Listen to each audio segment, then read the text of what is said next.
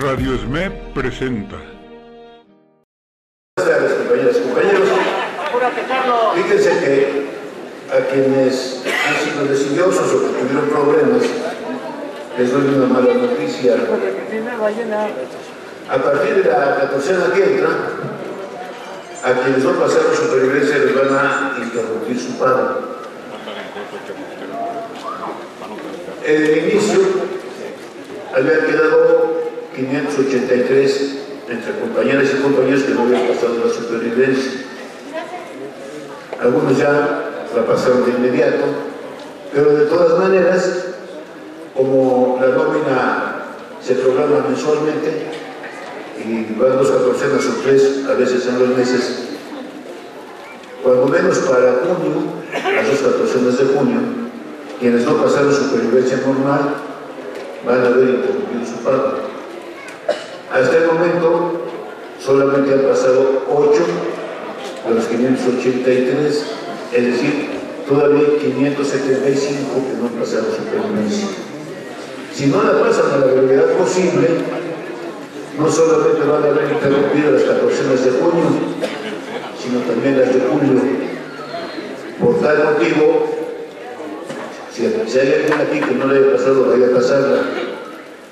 Pero si conocen a algún compañero, compañera, amigo, primo, hermano, padre, abuelo, etcétera, que no haya pasado, hagan que la pasen, vayan a decirles que la pasen, porque estoy plenamente convencido de que para el próximo lunes, dentro de 15 días, va a haber reclamaciones a la Secretaría de Jubilados por la interrupción de pagos de catorcenas. Y bueno, no hay nada malo que se reclame. Lo que sucede es que luego se reclama de manera airada y hasta ofensiva, y no hace bien a nadie que perdamos la calma o la educación. Pero insisto, ojalá quienes falten de pasarle la paz en la brevedad para que no se vean sujetos o sujetas a la interrupción del pago de sus catorcenas. Hoy es el último día que tiene el SAE para pagar el seguro sindical por edad, es decir, para quienes nacieron en 1952 o en años anteriores. Hoy es el último pago de este año. Queremos decir que quienes ya cobraron y están por aquí, me están escuchando, les solicito por favor que den una copia de su hoja de cálculo para ingresar a su expediente, porque luego son documentos necesarios que ustedes por descuido, por olvido, etcétera, ya no tienen lo que quieren. Y vienen para acá a preguntar y no lo tenemos tampoco porque no han entregado su documentación. Entréguenla, por favor, compañeras y compañeros. Lo otro es que es normal que a nuestra edad perdamos un tanto la memoria y que nos llegue el síndrome alemán. Sin embargo, sí tiene razón, compañero Javier, interrumpo la información para solicitarles los pongamos de pie. Nos están comunicando que ha fallecido nuestro compañero Tomás Abelar Sánchez, que en su momento fue miembro de la dirección del sindicato como prosecretario de obra determinada y en esos tiempos era miembro de la Comisión de Trabajo. Entonces, en memoria del compañero Tomás Abelar Sánchez, le solicito un minuto de silencio.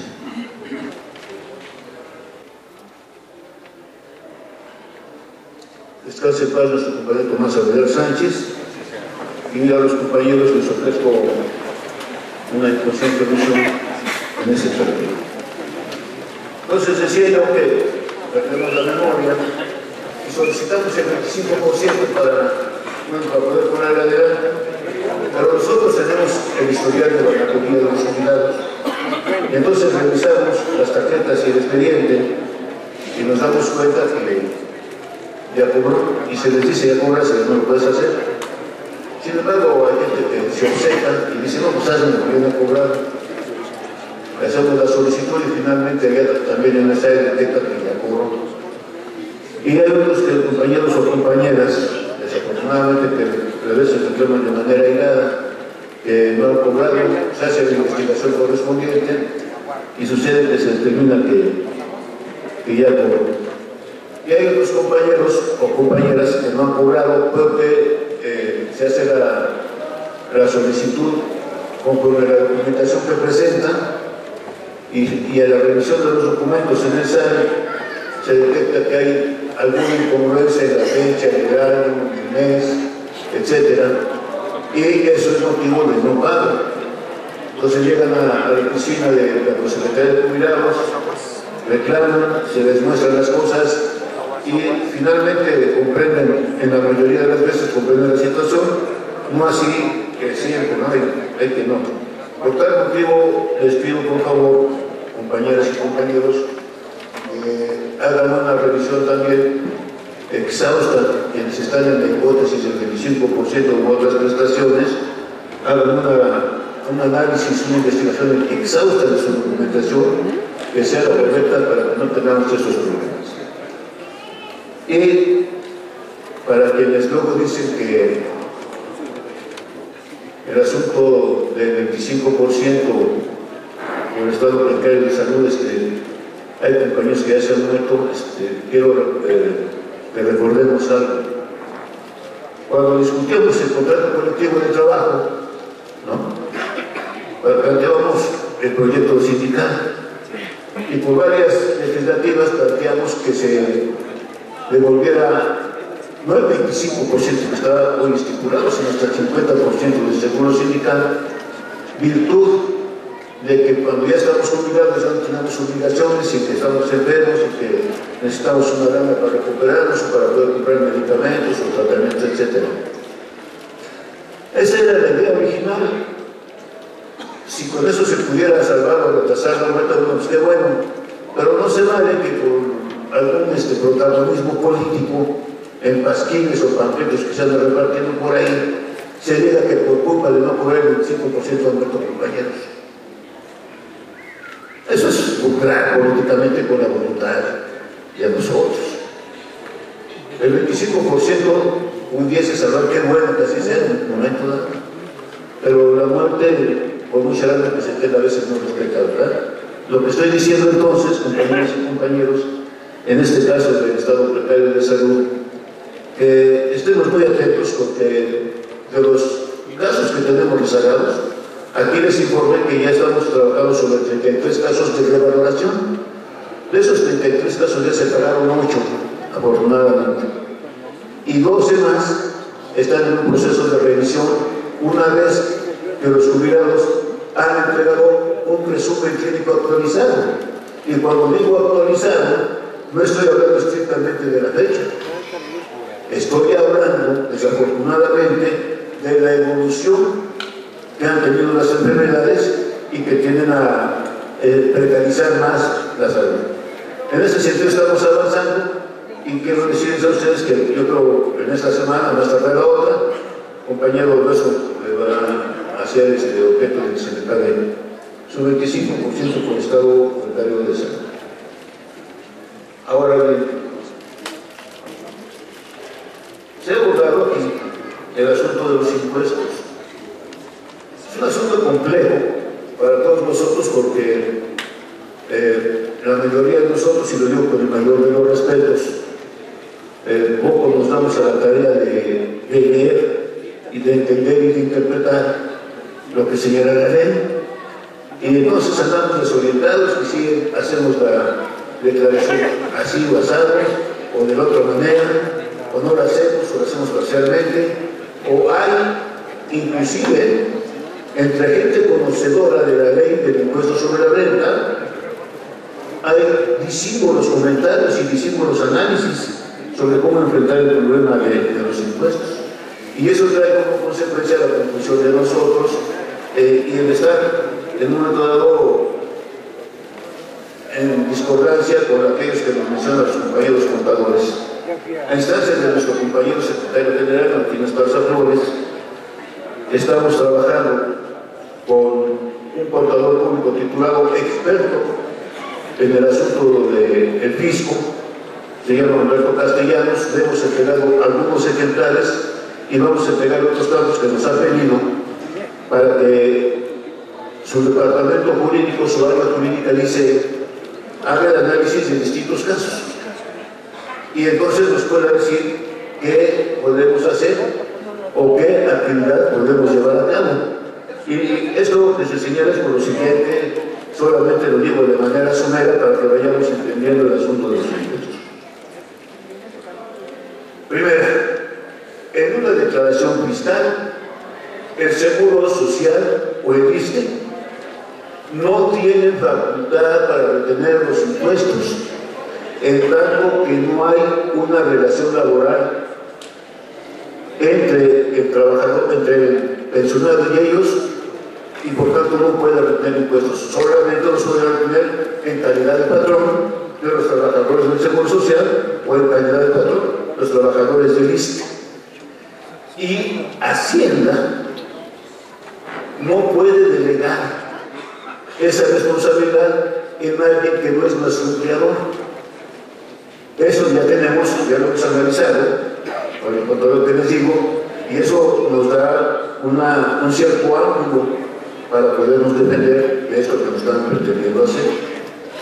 Lo otro es, si el artículo 93, fracción séptima de la Ley del Impuesto sobre la Renta señala que no son objeto de gravamen todas las prestaciones que deriven de la previsión social, así lo dice, ¿cómo es posible que el propio artículo 109 de la propia ley mencione que también no son objeto de gravamen todas las prestaciones como jubilación, pensión, haberes de retiro, pensiones vitalicias y otras cosas? Y al final del párrafo de esa cláusula, de ese artículo, diga que solamente pagarán aquellos que rebasen cierta cantidad de salarios mínimos, ¿no? 15, estaban en el 2012. Eso también nos tiene una defensa porque entre la propia ley no hay concordancia. Ya no digo que haya contradicción, no hay concordancia, no hay armonía, porque por un lado se establece categóricamente y por otro lado se establece categóricamente, pero al final se hace un tipo de exención para pagar los salarios. De tal suerte que con este señor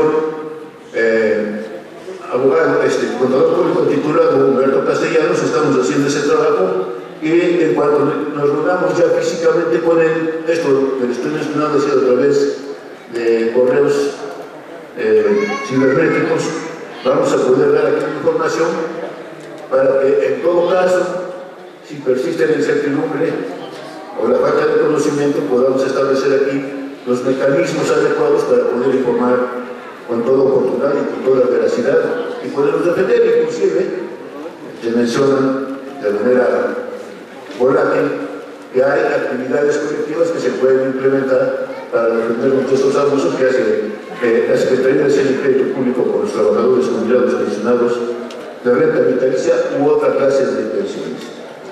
Ahora bien, esa es una parte del problema.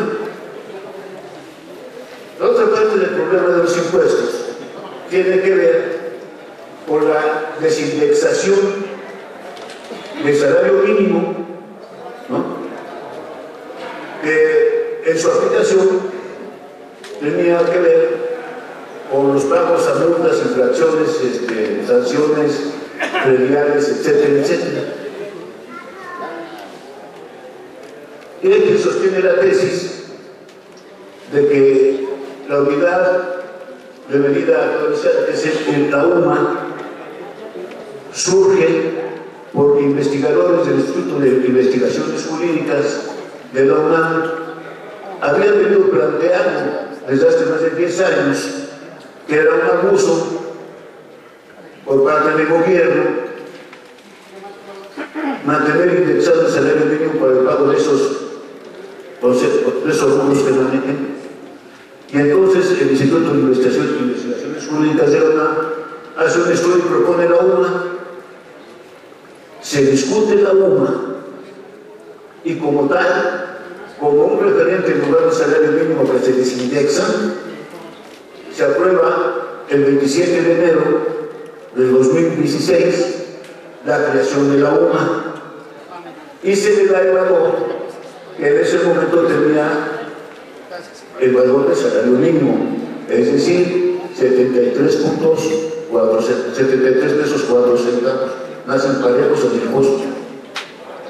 Pasa en 2016, pero al final del año se aprueba el 30 de diciembre del mismo 2016, apenas hace 5 meses, se aprueba la ley de la unidad de medida actualizada para que entre en vigor el 1 de enero de este año. Solamente que ya no tiene el mismo valor del salario mínimo. El salario mínimo, como ustedes saben, es de 80 pesos 4 centavos, ¿no? Y la UMA se quedó en 75 pesos con 49 centavos. Dice, bueno, pues está mejor, ¿no? Porque de eso, de esas posiciones, el gobierno en complicidad, o más bien los empresarios en complicidad con el gobierno, ahora aplican la UMA para el valor de las pensiones. Y entonces el ISSSTE y otros más ya no pagan el valor de las pensiones con el salario mínimo, que son 80 pesos. Ahora lo pagan con 75.49. Si hacemos esa cuenta, vamos a ver que por ahí de los 1.250, 1.300 pesos son el ahorro, entre comillas, mensual, más bien la estimación mensual. Si eso lo multiplicamos por los millones de pensionados que hay tanto en el IMSS como en el ISSSTE, entonces nos vamos a dar cuenta, ¿no?, del tipo de abuso, de exceso que están cometiendo con nuestros propios derechos. Estos comentarios que hago son los que han brotado a través de los foros a los que hemos asistido y las investigaciones que hemos hecho. De tal suerte que también al propio contador con el que estamos trabajando le vamos a hacer esa referencia porque nos parece que, en todo caso, en la afectación de la UMA no solamente a las pensiones y jubilaciones, sino a 66 conceptos de orden constitucional. Eso es lo que hemos investigado, compañeras y compañeros. Si a esto, que es un despojo, si esto que es un abuso, en tanto los impuestos, en tanto las pensiones, le sumamos, le adicionamos las prácticas monopólicas y deshonestas que han venido haciendo las AFORES, entonces nos vamos a dar cuenta que estamos ante un escenario en el que si no respondemos gallardamente, con dignidad, nos van a hacer algo. Y no quiero ni vengo a la mano, pero esa es la palabra que se debe aplicar. Nos van a hacer algo. ¿Por qué razón? Ya mencionamos las pensiones y los impuestos y las prácticas monopólicas en estas de las AFORES como SURA, Profuturo, Siglo XXI Banorte, Principal, acaban de ser multadas por la Comisión Federal de Competencia Económica por esas prácticas deshonestas. Y el daño patrimonial que causan con ello ha sido de 100.000 millones de pesos diarios. En perjuicio del erario público federal y en perjuicio de los inversionistas y ahorradores. Y a veces veo que se mira con indiferencia, como si eso no nos afectara. Lo que sucedió con nosotros, hay que decirlo así. Como si no afectase eso, esas prácticas deshonestas que se practicaron desde el 2012 hasta el 2014, y que ahora el licenciado senador Fernando Mayans Calaval, el día que estábamos aquí en el Congreso de la Confederación, estaba logrando en la Comisión Permanente del Senado un punto de acuerdo para hacer comparecer al presidente de la CONSAN, Carlos Ramírez, para que explique por qué permitió estas afores hayan hecho prácticas indebidas de los recursos de los salvadores que somos nosotros. Y que solamente en un boletín de prensa dice Carlos Ramírez de la CONSAC que no hay detectación. Dice, han pasado varios años de la COFESE y la CONSAC nos viene a decir que no nos preocupemos, que no pasa nada. El sistema de ahorro, situado exclusivamente en el ámbito comercial, dice que no puso en riesgo los ahorros de los trabajadores. Entonces está citado Carlos Ramírez para presentarse ante la CONSAC y explique, como presidente de tal organismo, ¿no?, el por qué permitió estas prácticas monopólicas y que además, porque él es obvio, porque en un boletín de prensa escueto dice que no hubo afectación, cuando hoy se está hablando del daño patrimonial, tanto del erario público federal como a nuestro propio patrimonio. Y bien a colación, porque ya estamos jubilados todos y tenemos buena memoria. En 1992, todos trabajábamos en compañía de luz, ¿no? Y en julio y en agosto de 1992 nos pagaron con billetes de 20 pesos, ¿se acuerdan?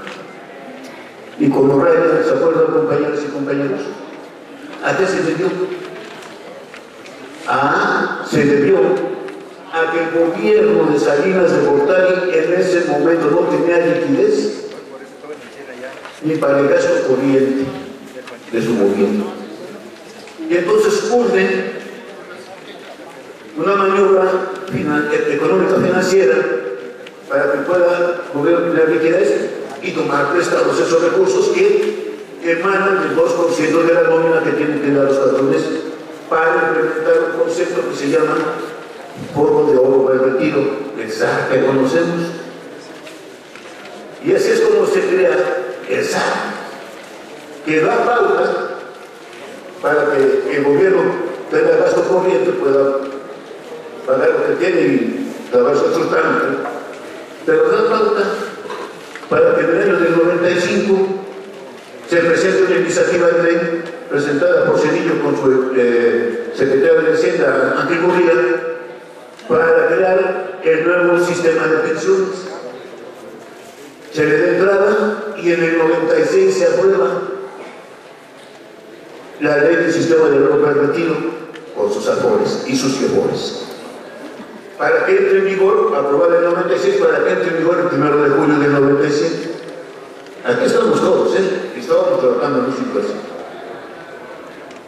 ¿Qué hicimos? Nos pasó de noche y lo único que hizo es que se quiere conocerlo. Sacamos una circular. Bueno, la dirección de aquel tiempo sacó una circular para decir, bueno, pues no está mal que nos den un 2% para que nos podamos, cuando nos vayamos una lana más, no nos afecta. Bueno, de momento pareciera que no nos afectaba, pero a la larga, por los años 95, 96 y 97, desnaturaliza el sistema de pensiones solidarias de reparto, lo quitan, lo borran y entra la ley de las afores. Cuentas individuales. Y esas cuentas individuales hoy, vean ustedes las noticias, nos dicen que son insuficientes los ahorros, que ya vivimos más de lo esperado, que hoy la expectativa de vida en México para los hombres es de 72 años y para las mujeres de 74, y que por tanto los sistemas de pensiones que se hicieron era para cuando nos pudiéramos llegar a los 65, pero como ya estamos viviendo de más, ellos nada más que equipos de la trompada, como ya estamos viviendo de más, ya los dineros no alcanzan, y entonces hay que ahorrar más, porque el gobierno ya no tiene la obligación de aportar, y porque los patrones se hacen los que le llaman y tampoco aportan. Y entonces el sistema pensionario solamente se sostiene con los ahorros, las aportaciones de los trabajadores. No, pues que cordones, ¿no? Pero además de ello, de esos casi 3 billones de pesos que hay en las cuentas, fíjense nada más de qué tamaño está la bronca. Hay 52 millones de cuentas individuales. Pero solamente el 40% está activo, producto de la falta de empleo, falta de estructura del empleo. De esos 21 millones de cuentas individuales, hay una aportación de 3 billones de pesos. El 60% están en deuda pública, deuda de gobierno, y el 40% en proyectos privados. ¿Y cuándo ganamos? Solamente nos estamos cuando perdemos, ¿no? ¿Qué estamos diciendo que vamos a hacer? ¿Que nos vamos a quedar aquí encerrados? No, claro que no. Miren, me dio preocupación. ¿Y qué me dio por ahí? Hace 8 días aquí. Cosas tan importantes como las que estoy mencionando, y no veo reflejado en la asistencia alguna preocupación de los compañeros. Se los digo respetuosamente, pero un poquito más de los que estamos hoy, estábamos en el Congreso. Cuando es un problema general, ¿no? Cuando es una afectación general, y no veo en dónde podamos entrelazar. Bueno, después del Congreso, que ya José dio una leída a los resolutivos, nos invitaron a un foro como confederación. Y el sábado pasado fuimos a la sección novena de la Coordinadora Nacional de Trabajadores de la Educación, del compañero Jorge Herrera, como vicepresidente, sucedió como presidente, y una comisión nombrada de la Confederación ahí. Créanme que fue un foro muy bueno. No porque hayamos participado nosotros, sino que participó gente con connotada sapiencia en el asunto de la seguridad social solidaria y de las pensiones y jubilaciones. Y cada quien sacó su provecho ahí, pero les puedo decir que en ese foro estaban, la mayoría eran profesores, maestros, y hubo una gran participación. Para el próximo sábado nos invitan a otro foro, también la Coordinadora Nacional, pero en Chilpancingo Guerrero. Y vamos a ir, compañeros, porque nos interesa sobremanera que no solamente en todo caso nos desvela la Confederación, nos interesa sobremanera que esta voz se levante en todo el territorio nacional. Tenemos que hacerle frente a eso. Yo escucho a veces con desdén, con desidia, con indolencia y a veces hasta con sarcasmo. Dicen, a mí no me pasa nada. Mientras me sigan dando la catorcena, yo estoy a todo lado. Compañeros, que no hemos experimentado lo que pasó hace 7 años con nosotros. Que nos sentíamos intocables, que no nos pasaba nada. Estamos llamando la atención y todavía tenemos chance de poder responder con fuerza, con fortaleza a estos malos manejos, estos abusos de los neoliberales. No nos quedemos en pues hay lo que haga Martín, lo que haga el Comité Central y la representación. No, compañeras y compañeros, es un problema de todos. Dice el doctor Gustavo Ayala, dice, el asunto de lo que está ocurriendo en México con estos temas es un asunto que todavía la sociedad mexicana no lo comprende. Dice, y los que menos lo comprenden son los jóvenes, porque piensan que es un problema que atañe solamente a los jubilados y pensionados de los adultos mayores.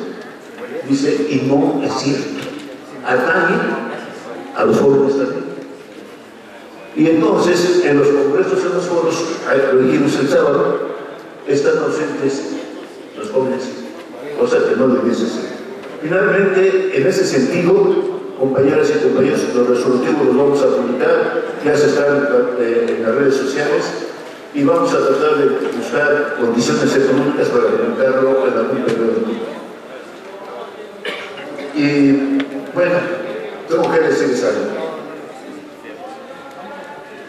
Me encuentro en una situación de riesgo, como todos nosotros, porque las condiciones físicas han mermado sustancialmente nuestro físico.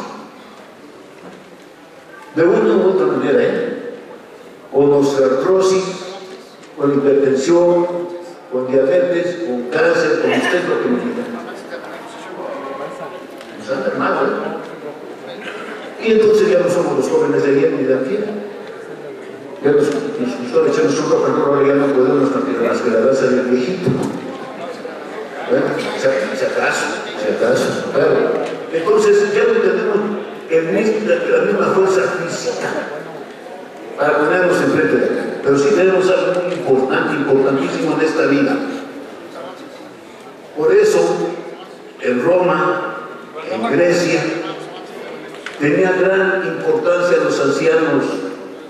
Tenemos gran importancia los ancianos. Porque a la decadencia física se le contrarresta con capacidad moral, madurez y de experiencia. Y eso lo tenemos todos nosotros. Respondamos, trabajemos.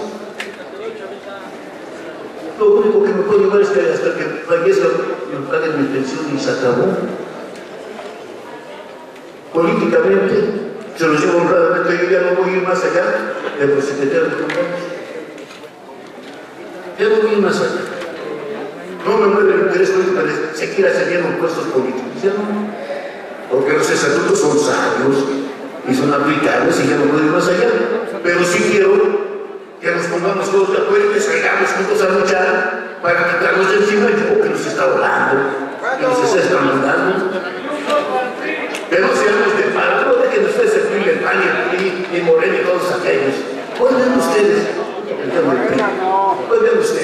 ¿en qué partido vamos a confiar?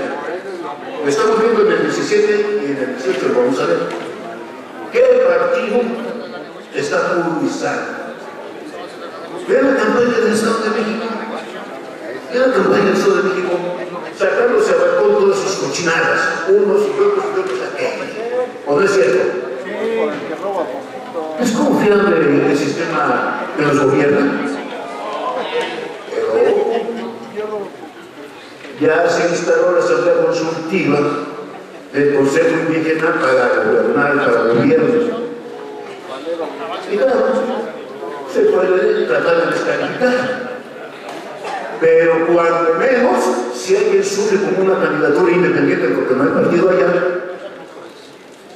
va a ser dotado de ciudadano o ciudadana para buscar la metamorfosis que necesita el país, el cambio que necesita el país. No voy a tocar ningún partido político, ¿sabe por qué? Porque ellos se encargan de madrearse entre ellos. ¿Para qué madrearlos? Ya nos estamos dando cuenta de que no son confiables y por eso, porque no son confiables y porque necesitamos defenderlos, les pido, compañeros empleados, que hagamos algo por nosotros y por este gran sindicato, que es el Sindicato Mexicano de Electricistas. Muchas gracias, compañeros y compañeras. Mantente alerta a nuestra transmisión.